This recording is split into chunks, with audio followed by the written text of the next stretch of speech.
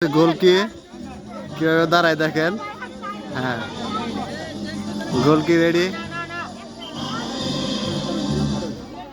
বলকে শট করলো বাবু রাকিব থেকে জুমন, জুমন থেকে রাজন, রাজন থেকে রাকিব, আবার বল দেখা যাক গোল হয় কিনা। গোল হলো না। আবুল কালাম রাজন একের পর এক জুমন খুব সুন্দর শট করার মাধ্যমে বলটি কর্নার হয়ে গেল মনে হচ্ছে।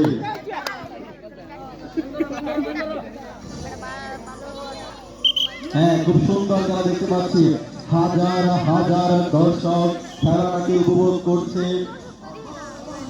গোলটি হবে নাকি হবে না? আজকে গোল হলেও হলো না, গোলটি হলেও হলো না, বলটি আবারও আউট হয়ে গেল।